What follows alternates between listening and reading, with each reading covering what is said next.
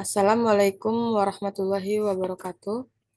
Perkenalkan, nama saya Meizi Rahma dengan NIM 10622024.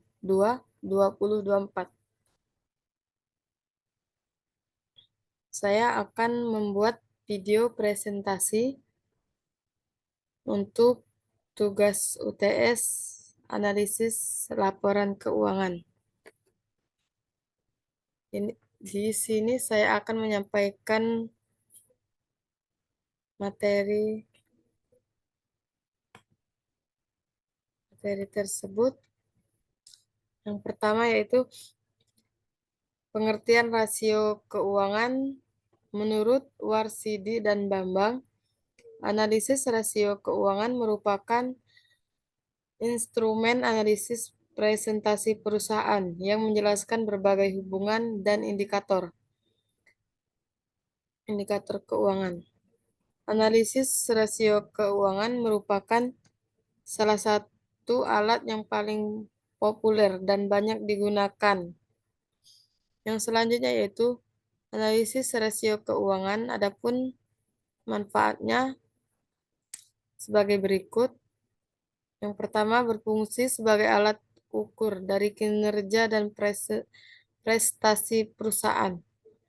Yang kedua, menjadi rujukan dalam pembuatan perencanaan bagi pihak manajemen.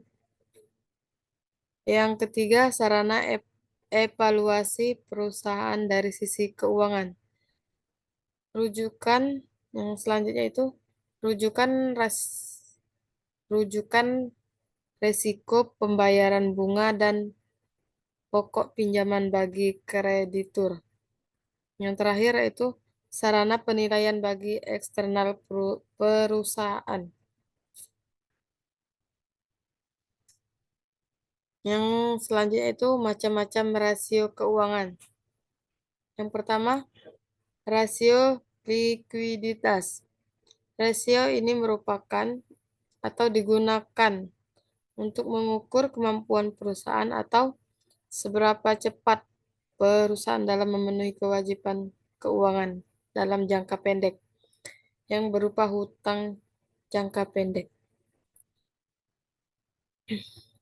Dalam likuiditas yaitu terbagi dua, rasio lancar dan rasio sangat lancar. Rasio lancar merupakan alat ukur bagi kemampuan likuiditas.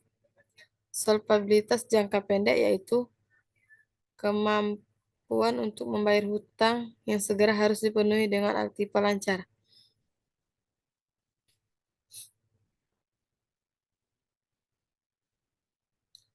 Yang kedua itu rasio sangat lancar. Rasio ini atau yang sering disebut quick ratio merupakan alat ukur untuk menilai kemampuan perusahaan membayar hutang yang harus segera dipenuhi dengan aktiva lancar yang lebih liquid. Yang selanjutnya itu rasio solvabilitas. Rasio ini digunakan untuk mengukur kemampuan perusahaan untuk memenuhi seluruh kewajiban baik jangka pendek maupun panjang.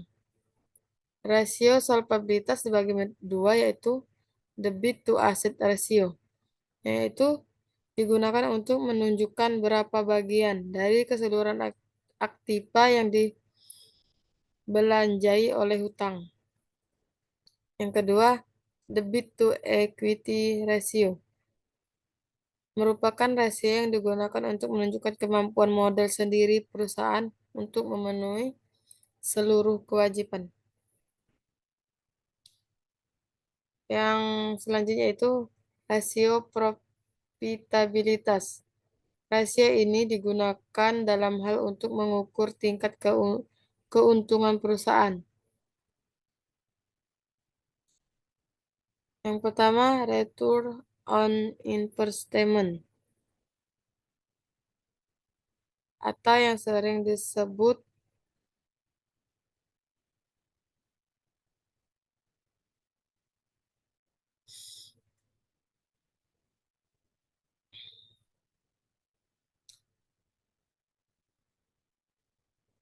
rasio ini yang menunjukkan kemampuan perusahaan untuk mendapatkan keuntungan yang digunakan untuk menutupi investasi yang dikeluarkan.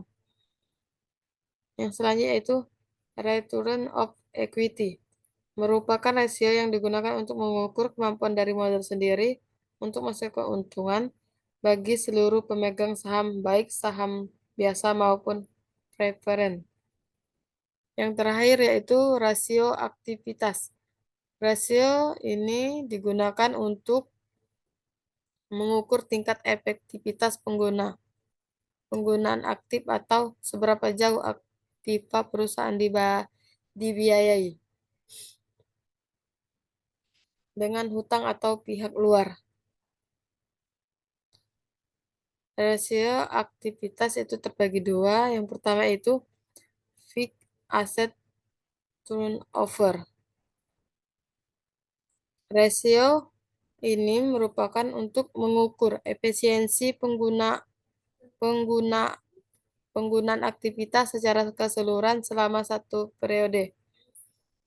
Yang kedua yaitu total asset turnover, merupakan rasio yang digunakan untuk menilai kemampuan modal perusahaan yang diinvestasikan untuk menghasilkan pendapatan dalam suatu periode tertentu.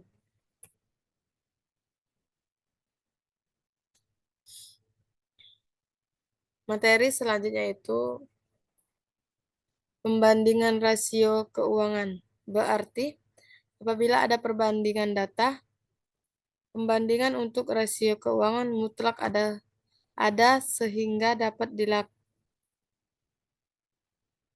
dilakukan perhitungan terhadap rasio yang sudah terpilih. Dengan adanya data perbandingan, kita dapat melihat perbedaan angka-angka yang ditonjolkan. Apakah mengalami peningkatan atau malah penurunan dari periode sebelumnya. Dengan kata lain, laporan keuangan tersebut memiliki makna tertentu jika dibandingkan dengan periode sebelumnya. Adapun data perbandingan yang perlu dibutuhkan adalah yang pertama, angka-angka yang ada dalam tiap komponen laporan keuangan. Misalnya, total aktif lancar dan utang lancar atau sebagai berikutnya. Yang kedua, angka-angka yang ada dalam tiap jenis laporan keuangan, misalnya total aktiva di neraca dengan penjualan di laporan laba rugi. Yang ketiga, tahun masing-masing laporan keuangan untuk beberapa periode, misalnya tahun 2005 dibanding dengan tahun 2006 dan 2007. Yang keempat, target rasio yang telah dianggarkan dan ditetapkan perusahaan sebagai pedoman pencapaian tujuan. Yang kelima, standar industri yang digunakan untuk industri yang sama, misalnya presentasi laba atas penjualan tertentu. Yang terakhir yaitu rasio keuangan pesaing pada usaha sejenis yang terdekat yang digunakan sebagai bahan acuan untuk menilai rasio keuangan yang diperoleh.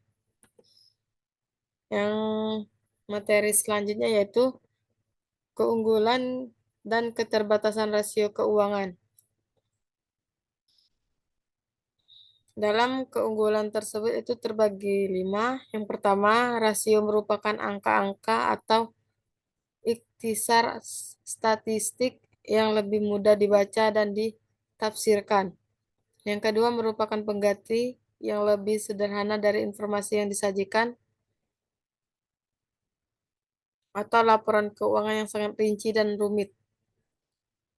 Yang ketiga, mengetahui posisi keuangan di tengah industri lain.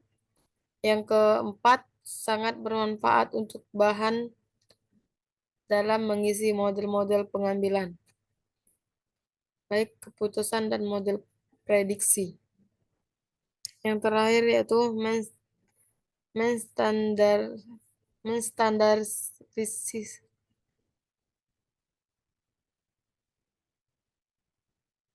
menstandarisasi perusahaan.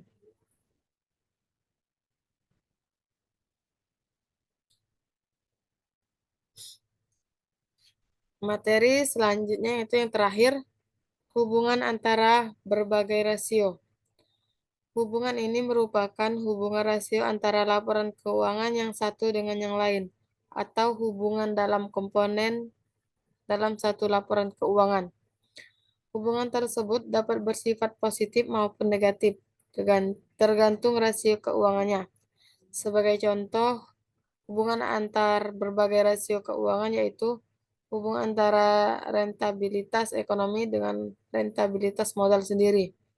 Yang kedua itu hubungan antara rasio hutang dengan rentabilitas modal sendiri, misalnya hubungan antara rentabilitas ekonomi dengan rentabilitas modal sendiri bersifat positif. Semakin besar rentabilitas ekonomi, akan berkait besar pula rentabilitas modal sendiri. Tentu saja dengan asumsi senteris dengan yaitu faktor-faktor lain tidak berubah seperti bunga, pajak, dan rasio utang modal sendiri. Yang terakhir yaitu kesimpulan, analisis rasio keuangan adalah suatu metode perhitungan dan interpretasi rasio untuk menilai kinerja dan status perusahaan. Adapun bentuk-bentuk rasio keuangan adalah sebagai berikut: rasio likuiditas, rasio probabilitas, rasio solvabilitas, rasio investasi. Analisis laporan keuangan tidak akan berarti apabila tidak ada perbandingannya. Data pembandingan untuk rasio keuangan mutlak ada, sehingga dapat dilakukan perhitungan terhadap rasio yang dipilih. Dengan adanya data pembandingan, kita dapat melihat perbedaan angka-angka yang ditonjolkan, apakah mengalami peningkatan atau dari penurunan periode sebelumnya. Sekian, terima kasih. Wassalamualaikum warahmatullahi wabarakatuh.